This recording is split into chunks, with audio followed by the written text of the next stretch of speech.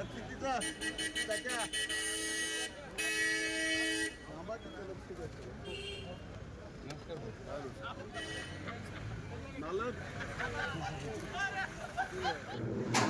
सरकारचा आधार आहे, तुम्हाला आमचा आधार आहे.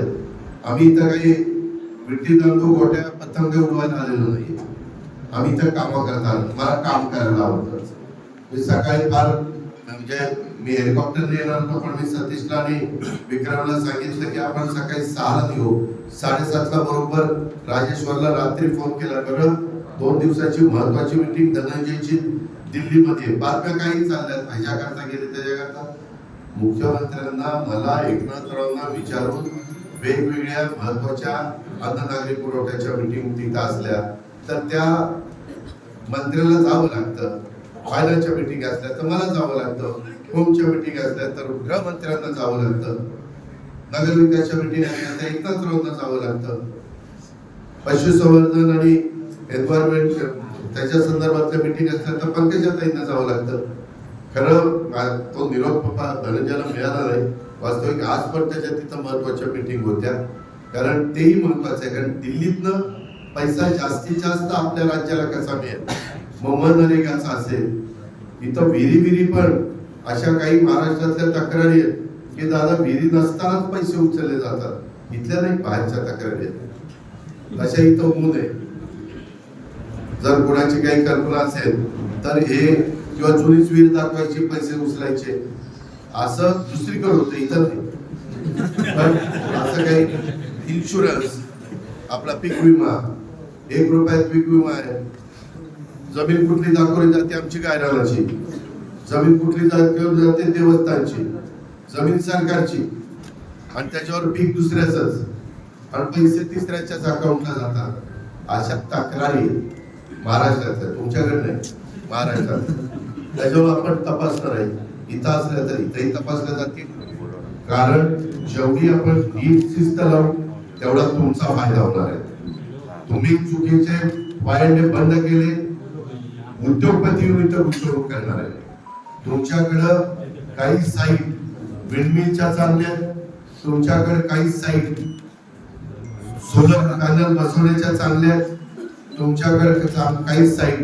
आमचा प्रयत्न आहे की मुंबई बीड रेल्वे पण सुरू करता येते का, तर तुमचा मुंबईशी पण पुण्याशी पण संपर्क कसा राहील. कारण दळणवळणाचा, आता मी येताना त्या रोडने आलो, तो धुळ्यावरून सोलापूर त्याला जाणारा रस्ता जवळपास तुमच्या भागातला झालेला आहे. आता येताना बघितलं गावामध्ये डिवायडर काही अर्धवट सोडले गेलेले, मेन कॉन्क्रीटच्या रस्त्याला साईड गटरच काढलेले नाहीये. काही ठिकाणी आता एक जेसीबी लावला तरी इथल्या येड्या बाबळीन घाण काढता येईल. तुम्ही इलेक्शनला उभं राहिला तर किती खर्च करता ते तुम्हाला माहिती. परंतु आपलं बीड शहर आहे, आपलं परळी, आपलं गेवराई आहे, आपलं आष्टी पाटोदा शिरूर आहे, आपलं माझगाव आहे, आपलं वडवणी आहे. ते आपलेपणाची भावना का तुमच्या मनामध्ये येत नाही? आणि त्याच्यातनं ईर्ष्या लावू ना, किंवा परळीच्या जास्त चांगलं काम होत आहे का, बीड शहराचं होत आहे का, गेवराईचं होत आहे का, आष्टी पाटोदा का माझगावचं होत आहे का, केमचं होत आहे, आंबेजोगाईचं होत आहे. अशा चांगल्या प्रकारच्या स्पर्धा करूया. कुठं कामाची क्वालिटी चांगली आहे, कुठं काय आहे. आणि बरेच जण आता काय व्हायला लागले, आता सत्ता आली आमच्याकडे 5 वर्षा करतात. लोकांना कळलेलं हौसे नवसे गौसे आता मला येऊन फार भेटायला लागले. लोकसभेला 3रीकडे होते, विधानसभेला 4थीकडे होते.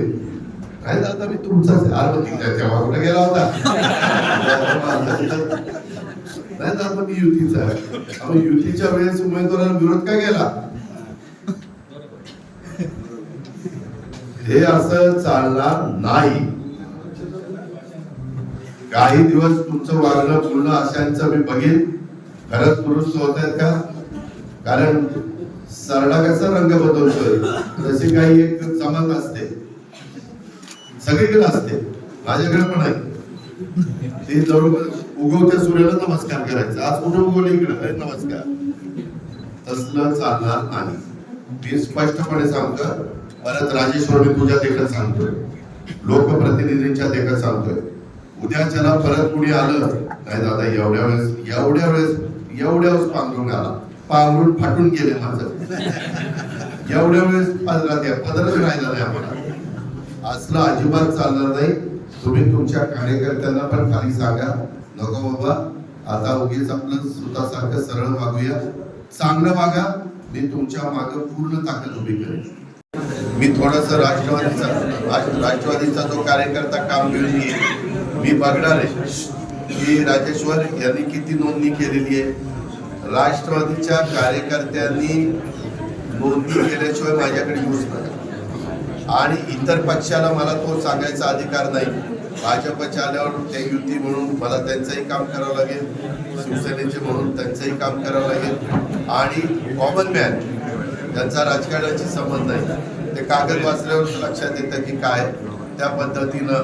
पण संघटनेच्या कार्यकर्त्यांनी जसं सकाळी लवकर उठून कामाला लागतो आणि उशिरापर्यंत काम करतो आणि भावना चांगली असते, त्या पद्धतीनं तुम्ही पण मला साथ द्या, तुम्ही पण मला सहकार्य करा.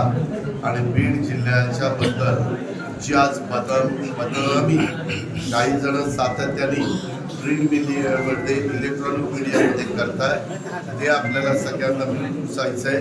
अजित पवार एकट्याने ठरवलं तर अजित पवारला ते शक्य नाही. त्याला तुमच्या सारख्या जीवाभावाच्या सहकार्याची साथ लागेल, इथल्या NGOची साथ लागेल, इथल्या जनतेची साथ लागेल, इथल्या वेगवेगळ्या घटकामध्ये काम करत असणाऱ्या सर्व मान्यवरांची त्या ठिकाणी साथ लागेल. ती साथ द्या. इथं आल्यानंतर आपण जे प्रेमाने स्वागत केलं त्याबद्दल आपल्याला सगळ्यांना धन्यवाद, आपले सगळ्यांचे आभार.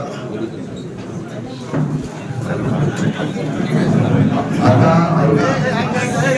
6 वाजता तिथं सगळे सदस्य गंधा काढून त्यांचा संपलेली सभासद नाही, आमचा खासदार, मंत्री, आमदार आणि संबंधित अधिकारी हेच तिथं उपस्थित राहतील. त्यांना बसून नाही दिलं, त्यांना तो अपमान मागतील, तो अपमान देण्याकरता तुम्ही येऊ नका. आज जी काही जास्तीत जास्त मनापासून करेल. आणि तुला स्वागत केलेल्यांना धन्यवाद, आभार.